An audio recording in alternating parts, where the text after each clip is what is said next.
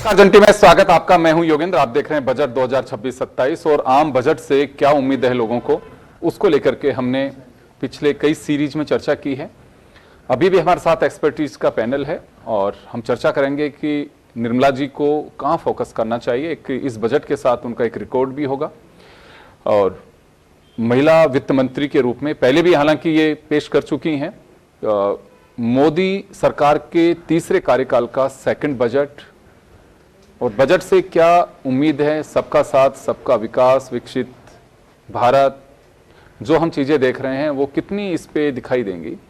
GST के slab के बाद में कितना असर पड़ता है, नई टैक्स रिजीम को लेकर एक्सपर्टीज क्या मान के चलते हैं। तो हमारे साथ इन तमाम मुद्दों पर चर्चा करने के लिए चार्टर्ड अकाउंटेंट हैं निखिल झंवर जी हमारे साथ हैं, बजट एक्सपर्टी जीडी व्यास साहब हमारे साथ में हैं और लंबे समय से समय पर आम कस्टमर, आम उपभोक्ता, उसके लिए जो संघर्ष कर रहे हैं, व्यापारियों के लिए बाबूलाल गुप्ता साहब जो राष्ट्रीय अध्यक्ष भी हैं खाद्य व्यापार उद्योग व्यापार संघ के। मैं बाबूलाल जी आप ही के पास में आना चाहूंगा। देखिए, एक आम उपभोक्ता को, जिस कोई भी हो, कितना ही बड़ा टैक्स पेयर हो या फिर एक असंगठित क्षेत्र का मजदूर हो, उसको भी आवश्यकता होती है कि हमें कुछ चीजों में रियायत मिलनी चाहिए। जीएसटी के बाद में अभी कहीं इसका डिमांड्स और इनकी कहीं सरलीकरण हुआ है, कहीं ऐसा लगता है आपको कि हाँ सब ठीक है? पहले देखिए, मैं आपसे ये कहना चाहूँगा कि एक आम आदमी, आम उपभोक्ता या व्यापारी या इंडस्ट्रियलिस्ट अभी एक नया सीनियर देख रहा है। वो सोच रहा है कि चूंकि जोर जोर से कहा जा रहा है कि हमारी चौथी अर्थव्यवस्था में हम प्रवेश कर चुके हैं, तो हमें अच्छा इंफ्रास्ट्रक्चर चाहिए, हमें रोडें चाहिए, हमें रेल फास्ट चाहिए, रेलवे कॉरिडोर चाहिए, शिपिंग की व्यवस्थाएं चाहिए, नदी की जोड़ने की व्यवस्थाएं चाहिए, बिजली चाहिए, अच्छा पानी चाहिए। मतलब अभी क्या चीज हम मांगे और माननीय जो हमारे वित्त मंत्री महोदय किस पर फोकस करेगी वो एक अलग बात है, परंतु अभी भी हम यही देख रहे हैं कि हमें सब चीजें चाहिए। अफोर्डेबल हाउसेज चाहिए। अगर मेरी सिटी को, जो सेकंड टायर सिटीज हैं, अगर इनको ठीक से रखना है तो इसके लिए अच्छी बसें चाहिए, मेट्रो की व्यवस्थाएं चाहिए। मतलब क्या नहीं चाहिए, मतलब अभी तो मुझे चाहिए ही चाहिए। तो ऐसी स्थिति में अगर मान लीजिए कोई छोटी मोटी चीजें ये बजट में होती हैं तो मुझे नहीं लगता कि हम बहुत कुछ कर पाएंगे। ठीक है, आपने एक अच्छा नाम लिया है कि रोड बन रही है, साहब गडकरी जी बहुत रोड का स्ट्रक्चर पर आज की तारीख में भी स्थिति यह है कि अच्छे शहरों को हम नहीं जोड़ पाए।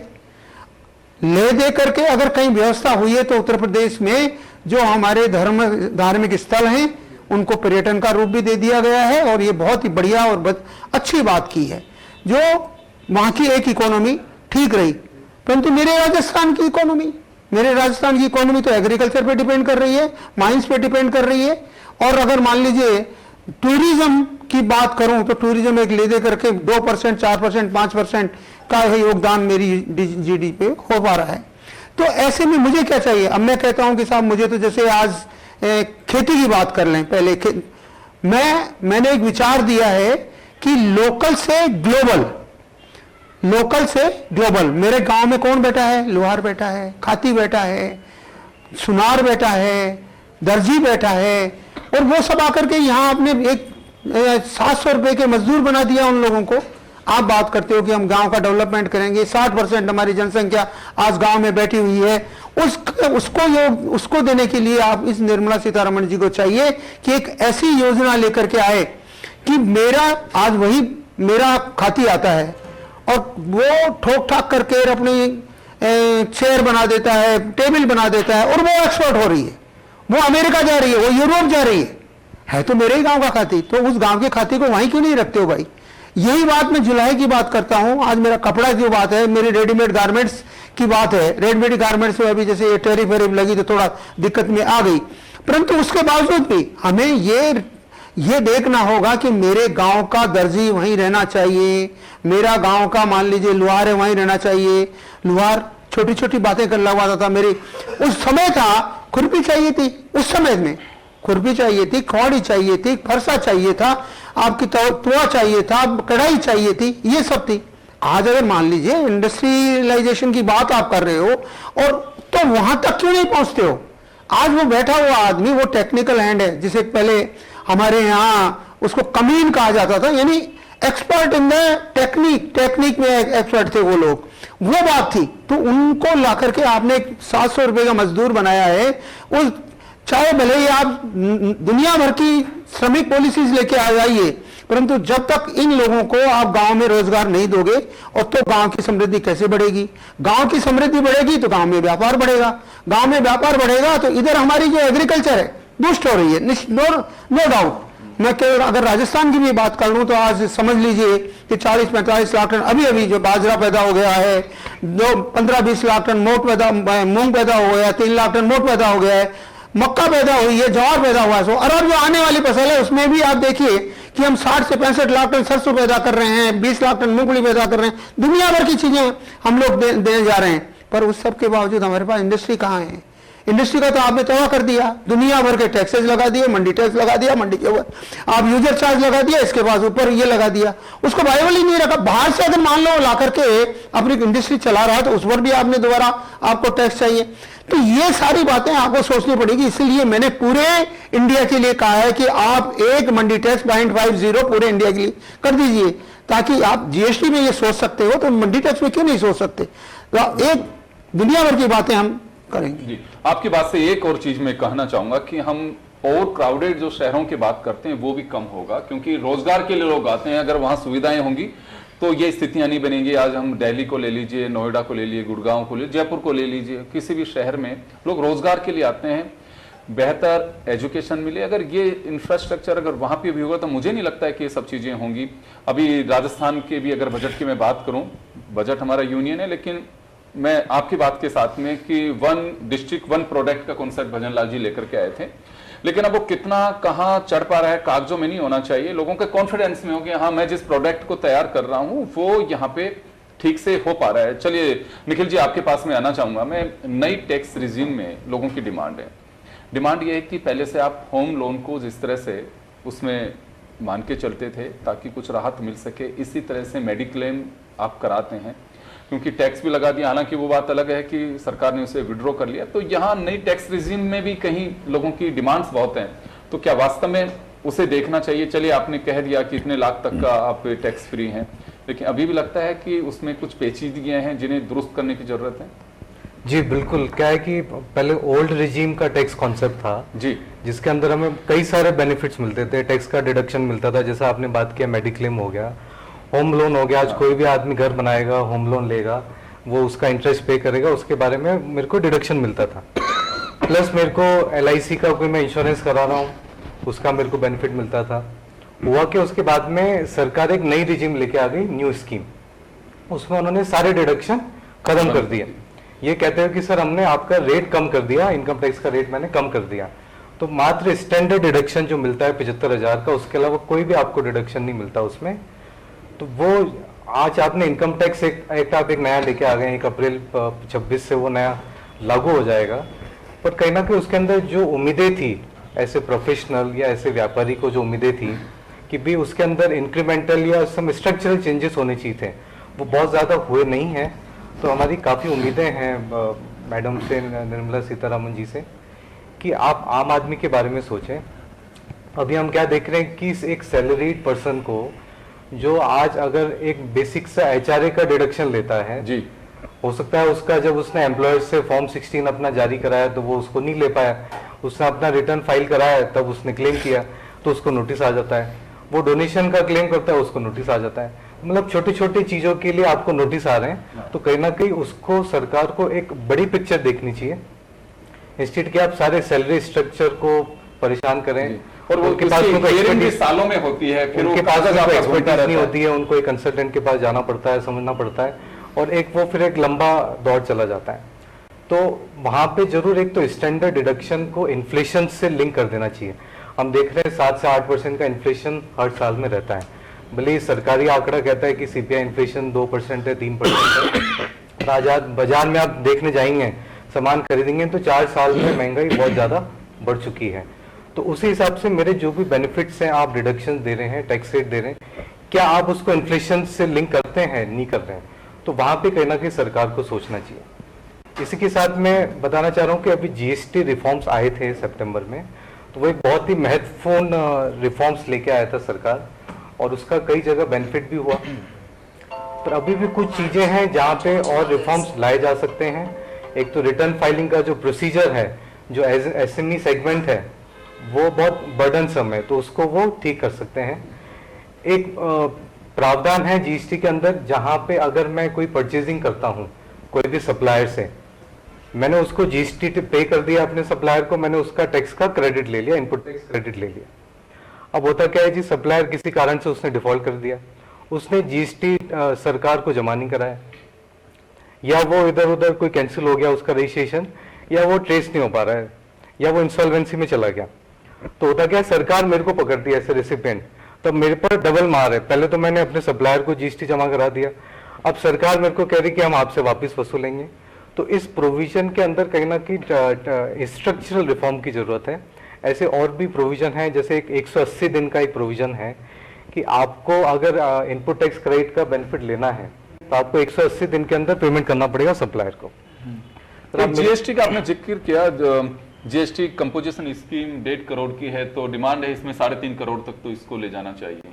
बिल्कुल, मतलब क्या 1.5 करोड़ तो आज कोई भी व्यापारी अगर दिल्ली में कोई चांदनी चौक में बैठा है, वो अपनी शॉप चला रहा है, तो उसका 1.5 करोड़ 2 करोड़ तक तो आराम से हो जाता है। बिल्कुल हो जाता है। तो वो उसके लिए बहुत मुश्किल हो जाता है कि मैं एक तो रिकॉर्ड्स कैसे मेंटेन करूं, मैं पूरा इनवॉइसिंग भी करूं, इनपुट टैक्स क्रेडिट भी लूं, तो उसको आज के दौर के हिसाब से उसको स्कीम का जो थ्रेशोल्ड है वो बढ़ाना चाहिए। तो सरकार को हर साल इस तरह के स्ट्रक्चरल रिफॉर्म लाते रहने चाहिए। जो आज का जो दौर है, जो ग्लोबलाइजेशन है, एक्सपोर्ट का जो कंसाइनमेंट है, उसका वैल्यूएशन है, इन्फ्लेशन है, सारी चीज़ों को एडजस्ट करते हुए मेरा टर्नओवर का थ्रेशोल्ड होना चाहिए। अब एक बात करें कि आज मैं सर्विस प्रोवाइडर हूँ, मैं चार्टर्ड अकाउंटेंट हूँ, आज ऐसे बहुत सारे फ्रीलांसर हैं, सॉफ्टवेयर एक्सपोर्टर करते हैं। आज 20 लाख से ऊपर के बाद आपको जीएसटी का रजिस्ट्रेशन की रिक्वायरमेंट आ जाती है। आज सर 20 लाख बहुत आसानी से आप अगर कोई बिजनेस कर रहे हैं, सर्विस सेक्टर है, आप स्टाफ भी रखेंगे, आप एक इंफ्रास्ट्रक्चर बनाएंगे, आप एक्सपोर्ट करेंगे चाहे डोमेस्टिक करेंगे, तो आपका 20 लाख का टर्नओवर आसानी से पहुंच जाएगा सर्विस सेक्टर में। तो उस लिमिट को भी कहीं ना कहीं 40 लाख तक पहुंचाने की जरूरत है। जी बिल्कुल। चलिए मैं व्यास साहब का रुख करना चाहूंगा। मैं आपसे जानना चाहूंगा सर कि 2 चीजें हैं, हम ये स्लोगन बड़े बुजुर्गों से सुनते आ रहे हैं कि आज की बचत कल की मुस्कान, और दूसरा सबका साथ सबका विकास। ये मोदी जी की सरकार के बाद से चला है कि सबका साथ सबका विकास, और अब सबका विश्वास भी है। तो बजट में 2 चीज समझना चाहूंगा, सबका साथ सबका विकास और सबका विश्वास, ये बजट में दिखना चाहिए। दूसरा, लोगों की चिंता है, हमने बहुत सारे लोगों से बात की है कि आज की बचत कल की मुस्कान, लेकिन वो मुस्कान के लिए बचत हो ही नहीं पा रही। तो घरेलू जो बचत है, वाकई उस पर असर पड़ रहा है? इसमें कोई दो राय नहीं है। अभी जैसे चार्टर्ड अकाउंटेंट साहब ने कहा कि नई रिजीम में, पहले पुराने वाले रिजीम में मकान आप लीजिएगा, इंटरेस्ट के ऊपर छूट मिलती थी, तो इंडिविजुअल आदमी कैपिटल अपने घर की एक चीज को इंक्रीज करता था, चाहे वो मकान के माध्यम हो, और बहुत सारी दूसरी चीजें थी। पर एक बात हमको मान के चलनी चाहिए, जब हम बजट की बात कर रहे हैं तो ये भी मान के चलें कि हम ही बजट बनाने वाले हैं और हम ही उसको एग्जीक्यूट करने वाले हैं। पहली बात, पैसा आए, किसी तरीके से पैसा आए, जिसको रिसीट भी कहा जाता है, जिसको रेवेन्यू भी कहा जाता है। और ये बात बहुत साफ है कि हर आदमी ये चाहता है कि उसको अपने सेक्टर में छूट मिले। मैं सैलरीड पर्सन हूं, मैं सैलरी में छूट चाहूंगा, टैक्स रिजिम में छूट चाहूंगा, मैं व्यापारी हूं, मैं अपने यहाँ पे चाहूंगा। लेकिन सरकार को इन सब को लेके, जो अभी आपने फरमाया सबका विकास सबका साथ, सबसे पहले सबसे ज्यादा जोर देना चाहिए कैपिटल एक्सपर्ट, यानी हम इंफ्रास्ट्रक्चर डेवलपमेंट के लिए हम ज्यादा से ज्यादा निवेश मंगवाएं, अपने यहाँ लगवाएं। जैसा माननीय अध्यक्ष जी ने अभी आपको निवेदन करा था कि हमारी सड़कें अभी इतनी बढ़िया नहीं है, हमारा रेलवे का स्ट्रक्चर इतना बढ़िया नहीं है। तो एक तो कैपिटल पे हम ज्यादा इन्वेस्ट करें, इन्वेस्टमेंट को ज्यादा लेके आए कैपीएक्स के माध्यम से। दूसरी चीज, हम ऊर्जा के क्षेत्र में हम गाड़ियां ले आए बिजली की, हम बहुत सारी चीजें ले आए, लेकिन इन सबका एनर्जी को अपने पास स्टोरेज करने के लिए हमें बैस यानी ऐसी बैटरी लानी पड़ेगी जहां ज्यादा से ज्यादा स्टोरेज किया जा सके। हमें ऊर्जा के क्षेत्र में न केवल सोलर एनर्जी पे डिपेंड करना है, बल्कि हमको बहुत सारी और चीजों को भी लेकर के आना पड़ेगा जो अल्टरनेटिव हमें अल्टरनेटिव दे सके ऊर्जा के क्षेत्र में। सर ने अभी कृषि की बात करी, लगभग 48% लोग ऐसे हैं जो राजस्थान में वो लोग हैं जिनके पास खेती की जमीन नहीं है, लेकिन खेती से संबंधित वो काम करते हैं। बिल्कुल, उनके लिए आपको बहुत कुछ सोचना पड़ेगा, चाहे फूड प्रिजर्वेशन का काम हो, आज की तारीख में वैल्यू एडिट करके एग्रीकल्चर प्रोडक्ट को बढ़ाने का काम हो। यदि मैं आज एमएसएमई की बात करूं तो मैं एक निवेदन करना चाहूंगा, धीरे धीरे इंडस्ट्रियलाइजेशन खत्म करते जा रहे हैं हम, और पता नहीं कहां जाते जा रहे हैं। लेकिन इंडस्ट्री को डेवलप करने के लिए एमएसएमई सेक्टर बनाया। सरकार ने ये कहा कि हम लघु उद्योग वालों से हम सामान खरीदेंगे, प्राथमिकता के आधार पे सामान खरीदेंगे, इतनी वैल्यू का सामान खरीदेंगे।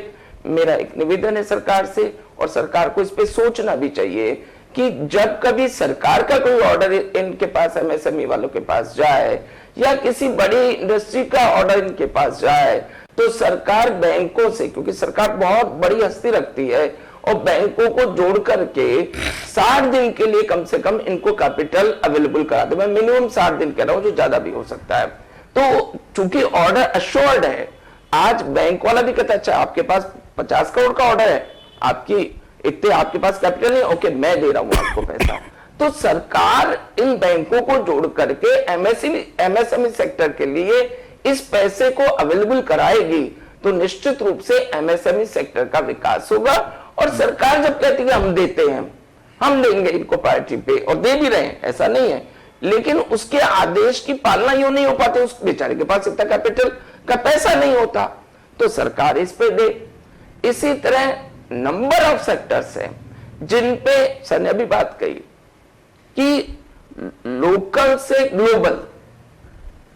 आज की बात नहीं है सर, हम छोटे थे तब भी मुझे याद है, पिताजी किशनगढ़ गए तो किशनगढ़ से पेठे लेके आएंगे, कोई यदि कहीं पे गया वो मोहनथाल लेके आएगा, कोई आगरा गया तो वो आगरे का पेठा लेके आएगा, बीकानेर का रसगुल्ला और सेव आज भी प्रसिद्ध है। हमें इनको ज्यादा से ज्यादा प्रोत्साहित करने की जरूरत है। और एक बहुत साफ बात है, इन सब के अंदर स्वाद बनाने वाले के हाथ से आता है। कोई आवश्यक नहीं है कि किसी पर्टिकुलर कंपनी का नमकीन बहुत अच्छी बनाता हो, वो दूसरा जो हाथ से काम करने वाला है उसमें स्वाद को ऐड कर सकता है और वो तेजी से चीज चलेगी। तो सरकार को अब जिस समय बजट बनाते हैं, इन सारे फैक्टर्स को लेकर के सरकार को अपने साथ चलना पड़ेगा, और उसी के साथ सरकार आगे बढ़ सकती है। मात्र टैक्स में छूट देने से ये काम नहीं हो पाएगा। मैं चलिए निसार साहब आपके पास में आना चाहूंगा। वीबीजी राम जी, तो इस पे व्यापक कुछ असर देख सकते हैं, क्योंकि कुछ स्लोगन्स दिए हैं, लोकल फॉर वोकल, लखपति दीदी, यानी कि रूरल को यहाँ कुछ सरकार को आवश्यकता है। दूसरा, फ्रीबीज स्कीम्स को लेकर के बहुत सवाल खड़े हो रहे हैं कि 1,70,000 करोड़ रुपए आप ऐसे दे रहे हो, और राज्यों के साथ में वीबीजी राम जी आएगा तो 60-40 का रेशो रहेगा। तो यहाँ कहीं कुछ जो डिमांड्स हैं स्टेट्स की, अब क्योंकि भाजपा शासित राज्य हैं, को डिमांड नहीं करेगा, कौन बोलेगा ऊपर। लेकिन कुछ लोगों ने, उनके अलायंस वालों ने भी कहा है कि ये तो हम पे भार होगा, तनख्वाह देने को पैसे नहीं है। तो यहाँ कुछ इस सेक्टर पे फोकस कर सकती हैं? बिल्कुल बिल्कुल। ये तो भारत सरकार को जब वो नया कानून लाए हैं और जब उन्होंने उसमें बजट शेयरिंग का पैटर्न चेंज किया है, तो भारत सरकार को सोचना चाहिए कि राज्यों को कैसे इसमें सपोर्ट प्रोवाइड कर सकते हैं।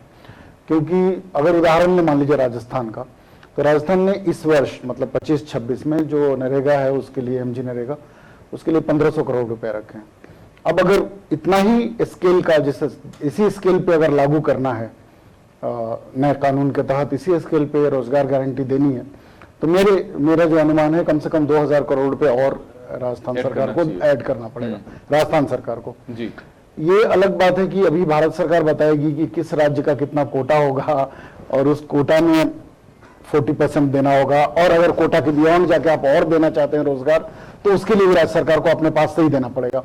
तो इन दैट केस अगर वो कोटा राज्य सरकार को कम लगे तो उसको और ज्यादा पैसे देने पड़ेंगे। तो ये चीजें तो इसमें है, राज्य सरकारों को इसकी तैयारी थोड़ी करनी पड़ेगी। और लेकिन भारत सरकार अगर लेकिन राज्य सरकार तैयार भी है कि नहीं, क्योंकि फाइनेंशियली सबकी स्थितियां कैसी जी हैं? जी, इसमें वही है कि जो वित्तीय स्थिति है राज्य सरकारों की, वो कुछ सरकारों को छोड़ के बहुत अच्छी तो है नहीं। ज्यादातर जो सरकारें हैं वो जो ट्रांसफर फ्रॉम सेंटर है, जो शेयर इन सेंट्रल टैक्सेस है, उस पे ज्यादा डिपेंडेंट है और उनका अपना ओन टैक्स रेवेन्यू कम है। तो वो एक चिंता की बात है। और ऊपर से जब ये अब फैशन हो गया है कि हर स्टेट जो इलेक्शन में जाएगा वो एक वो वाला स्कीम तो लाएगा ही, महिलाओं को सीधा पैसा पर मंथ महिलाओं को देने वाला, तो वो वाला स्कीम तो एक लाएगा ही। उसके प्रायोगिक जो है पायलट प्रोजेक्ट्स हैं जिन राज्यों में सफल हो गए, तो दूसरे क्यों नहीं करेंगे? उनकी सफलता असंदिग्ध मानी जा रही है अब तो ये है कि राज्य सरकारों को अपने वित्तीय स्थिति का आकलन करके और उसमें मजबूती लाने का तो कोई ना कोई रास्ता देखना पड़ेगा। और भारत सरकार को भी और 16वां वित्त आयोग का रिपोर्ट आने वाला है, उससे भी पता बाहर पड़ेगा। हाँ, उससे ये पता चलेगा कि किस राज्य को कैसे संसाधनों का बंटवारा होगा। तो हाँ, जब वो आएगा जो आप जिसकी तरफ आप इशारा कर रहे हैं वेतन आयोग, तो उससे तो बाहर पड़ेगा। लेकिन 16वां वित्त आयोग तो ये बताएगा कि भाई राज्यों को पैसा भारत सरकार कैसे देगी। तो जब रिपोर्ट उसकी आएगी तब देखेंगे, उसको रिपोर्ट भी आएगी तो पता चलेगा।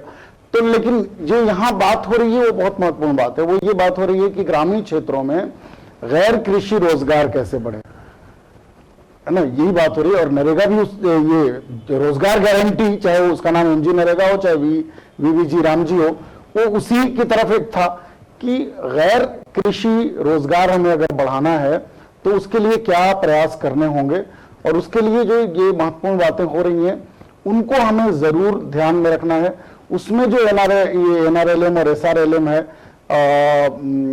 नेशनल रूरल लाइवलीहुड मिशन, उसमें Deendayal national rural livelihood mission और स्टेट रूरल लाइवलीहुड मिशन, उसको कैसे मजबूत करें। और अभी तक के जो हमारे अनुभव हैं उसको देखते हुए हम जो छोटे छोटे महिलाओं के समूह बन रहे हैं, वो महिलाएं अपना कारोबार कैसे बढ़ाएं, आगे ले जाएं, उसको बाजार से कैसे जोड़ पाएं, उनको एक्सपोर्ट से जोड़ना तो थोड़ा 2 स्टेप और आगे की बात है, लेकिन जो लोकल मार्केट है उससे कैसे जोड़ पाएं।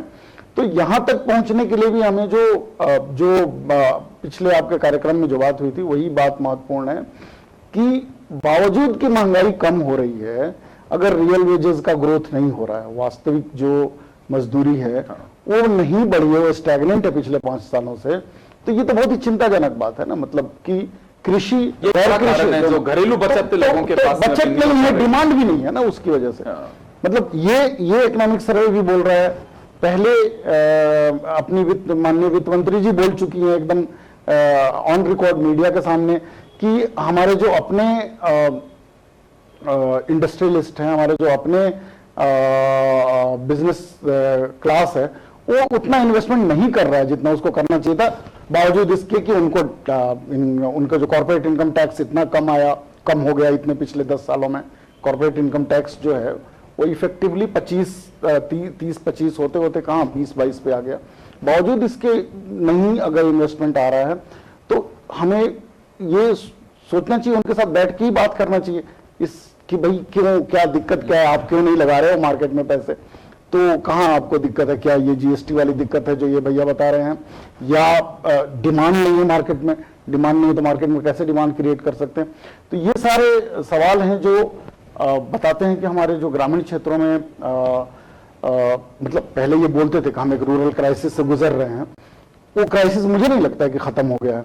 तो वो इन स्पाइट ऑफ कि हमारे जो अभी भी हमारे कहीं ना कहीं जो इकोनॉमी के पार्ट्स हैं वो इनबैलेंस हैं, जिस तरह के होनी चाहिए। जैसे बाबूलाल जी ने बहुत बड़ी बात कही है कि इस पे वास्तव में चर्चाएं होती, फोकस नहीं किया जाता। हाँ, ओवर क्राउडेड हो रहे हैं शहर, तो वहां अगर वास्तव में रूरल बेल्ट में आप अगर वहां बच्चों के स्कूल के लिए पीने के लिए पानी मिले, सड़कें ठीक से मिले, और वो जो प्रोडक्ट बना उसके लिए मार्केट मिले। बिल्कुल। तो आप जैसे आज ही विधानसभा में कल ही जो आया है आंकड़ा आपने देखा होगा, 56% हमारे स्कूल क्लासरूम्स जो हैं वो जर्जर भवनों में चल रहे हैं, रिस्की हैं जर्जर। तो अगर हम इन सब में पैसे लगाएंगे इन सब में हम अगर एजुकेशन में, हेल्थ में, न्यूट्रिशन में पैसे लगाएंगे, उससे भी एक एम्प्लॉयमेंट क्रिएट होता है, उससे भी एक मार्केट क्रिएट होता है। तो हमारा जो इंफ्रास्ट्रक्चर का मतलब है, वैसे ये सरकार प्राउडली बोलती है कि हमने इंफ्रास्ट्रक्चर में पैसे बढ़ाए हैं, हमने कैपिटल एक्सपेंडिचर बढ़ाया है, जो कि काफी हद तक सही है।